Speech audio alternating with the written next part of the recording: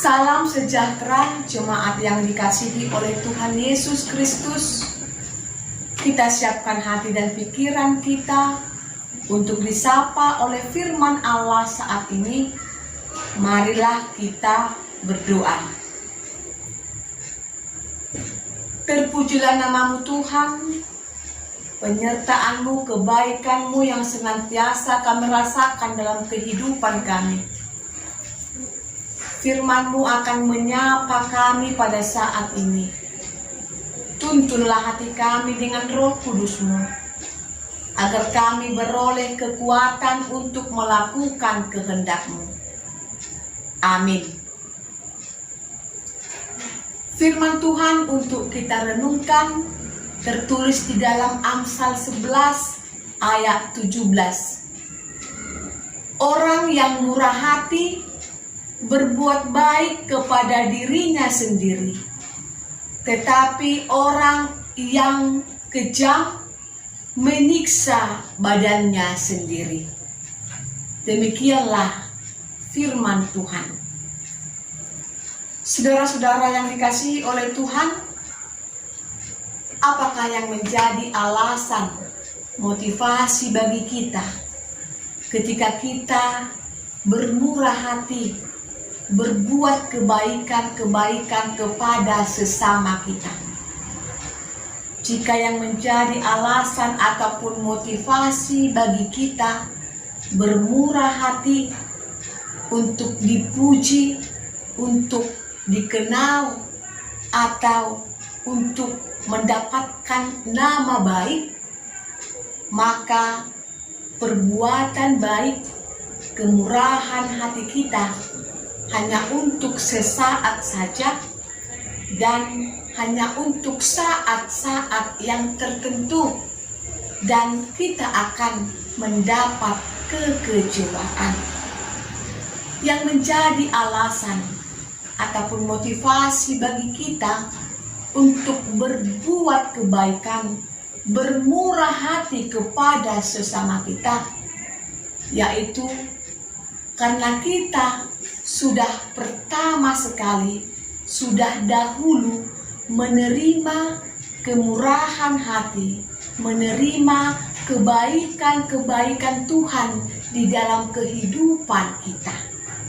Dan patutlah kita, layaklah kita berbuat kebaikan, bermurah hati terhadap sesama kita sebagai tanda ucapan syukur, ucapan terima kasih kita atas kebaikan, kemurahan Tuhan di dalam kehidupan kita. Dan yang menjadi motivasi bagi kita untuk berbuat kebaikan, bermurah hati terhadap sesama kita, karena ketika kita bermurah hati, maka itu akan mendatangkan kebaikan di dalam diri kita sendiri. Bukan hanya kebaikan terhadap diri kita sendiri, tapi juga mendatangkan kebaikan kepada keluarga kita dan kepada keturunan kita. Maka itu tetaplah kita berbuat kebaikan. Jangan pernah merasakan bahwa kebaikan, kemurahan hati kita akan sia-sia. Kebaikan, kemurahan hati kita akan mengurangi atau mendatangkan kerugian bagi kita, atau mengurangi kekayaan kita, harta kita, atau kita merasakan, menganggap bahwa ketika kita berbuat baik, bermurah hati, maka itu akan menyia-nyiakan waktu kita. Kebaikan atau kemurahan yang kita lakukan mungkin kita tidak dapat balasannya dari orang yang kita tolong, orang yang kita bantu, tetapi balasannya akan kita terima, upahnya akan kita dapatkan dari Tuhan kita. Dari situlah kita mendapat balasan atas semua kebaikan, kemurahan yang kita lakukan terhadap sesama kita. Dan kita juga akan mendapatkan kebaikan dari sesama kita ketika kita menolong, ketika kita bermurah hati terhadap mereka. Kita akan beroleh kawan, kita akan memperoleh sahabat, dan ketika kita mendapat kesulitan, maka orang-orang yang di sekitar kita yang pernah membantu kita akan memberikan pertolongan kepada kita, baik itu pertolongan tenaga, pertolongan kekuatan, atau pertolongan nasihat-nasihat yang mereka berikan. Namun ketika kita berbuat kejahatan, tidak mau bermurah hati, berbuat kekejaman terhadap sesama kita, maka itu juga akan mendatangkan kesusahan, mendatangkan celaka di dalam kehidupan kita. Celaka dalam kehidupan kita, kesusahan di dalam kehidupan kita, karena Tuhan tidak berkenan kepada orang-orang yang jahat, kepada orang-orang yang kejam.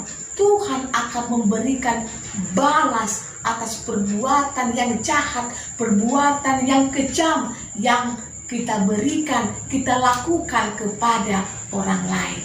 Dan bukan itu saja, ketika kita berbuat kejahatan kepada orang lain, maka orang-orang di sekitar kita juga akan enggan, akan sungkan untuk menolong kita ketika kita mendapat suatu kesusahan, membutuhkan pertolongan.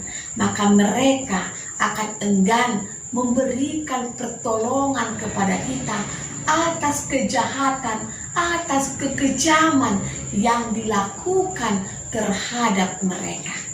Saudara-saudara, tetaplah melakukan kebaikan, tetaplah bermurah hati meskipun ada banyak tantangan, ada banyak rintangan, ada banyak kesulitan yang kita hadapi ketika kita bermurah hati terhadap sesama kita. Karena firman Tuhan berkata di dalam Matius 5 ayat 7, berbahagialah orang yang murah hatinya, karena mereka akan beroleh kemurahan. Tuhan Yesus memberkati. Amin.